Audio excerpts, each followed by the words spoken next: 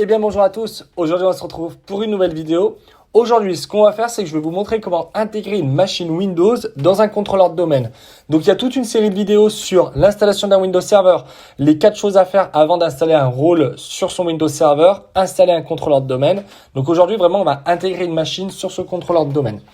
Donc pour pouvoir faire ce tuto là, j'ai besoin du coup de deux machines, un contrôleur de domaine ainsi qu'une machine Windows avec des données ou sans données, de toute façon c'est pareil. Le tuto fonctionne du coup sur Windows 10 ou sur Windows 11. Mon contrôleur de domaine du coup est sur un Windows Server 2025 et du coup voilà, je vais vous montrer comment rentrer sur le domaine avec une machine Windows 11. Alors donc là je suis sur la machine en Windows 10. Et du coup, j'ai juste ici ma machine en Windows Server 2025 avec le contrôleur de domaine.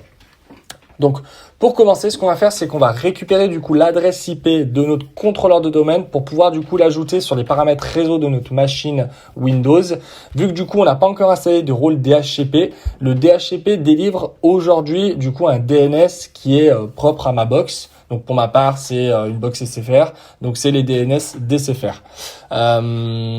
Du coup, en DNS principal, j'ai ma box et DNS secondaire, c'est les DNS de SFR.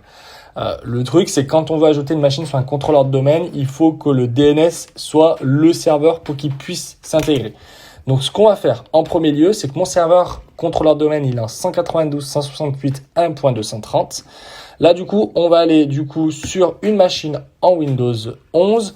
On va aller dans les paramètres réseau. Donc, on ouvre le menu de panneau, le menu Windows. On va dans le panneau de configuration. On va aller dans réseau et internet, centre réseau et partage. On va du coup dans modifier les paramètres de la carte. On clique du coup sur la carte réseau. Donc, pour ma part, j'en ai qu'une, donc c'est celle-ci. On fait propriété.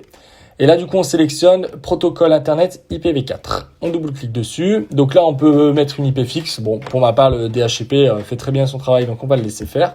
Par contre, c'est sur le DNS et c'est là où, du coup, on doit modifier. C'est que je vais mettre, du coup, l'IP. Là, on va mettre, du coup, mon serveur contrôleur de domaine. Donc 192.168.1.230.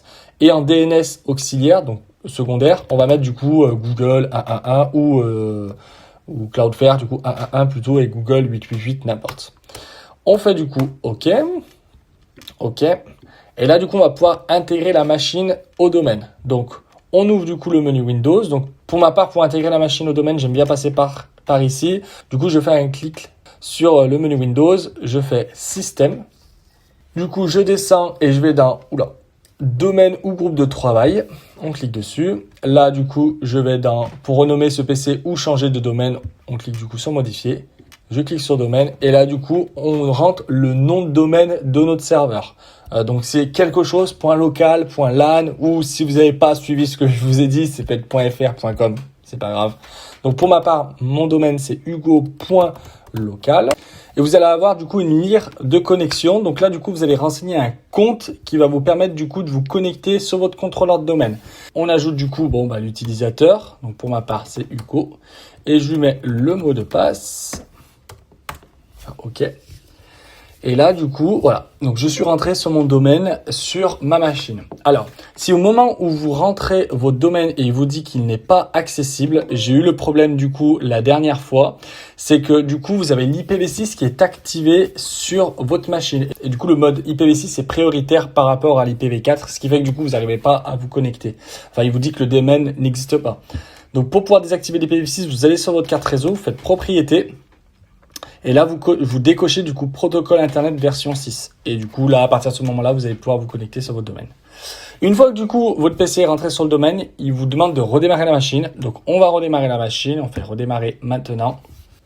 OK, donc du coup, ma machine a redémarré. Et là, comme vous pouvez voir, en bas à gauche, vous avez une autre jonction autre utilisateur. Donc, du coup, là, on va pouvoir se connecter du coup avec un utilisateur du domaine. Donc, par exemple, Hugo. On tape du coup le mot de passe. Et là, du coup, voilà, je me connecte sur mon utilisateur Hugo, du coup, que j'ai créé sur mon contrôleur de domaine. Donc, ma machine, du coup, est bien intégrée sur mon domaine et elle fait partie, du coup, de mon réseau. Si je vais sur mon contrôleur de domaine, je vais pouvoir voir la machine, donc juste ici. Si je retourne, du coup, dans utilisateur et ordinateur Active Directory, je vais, du coup, dans computer. Et là, du coup, on peut voir, du coup, ma machine qui vient d'apparaître juste ici. VM Win01 YT. Et si je retourne sur ma machine, juste ici. Voilà, le nom est indiqué là, VM Win01 YT. Donc ma machine est bien intégrée sur le domaine. Donc concernant l'organisation d'un Active Directory, je vais faire une vidéo complète sur le sujet, donc comment organiser un Active Directory, etc. pour pouvoir avoir quelque chose d'organisé.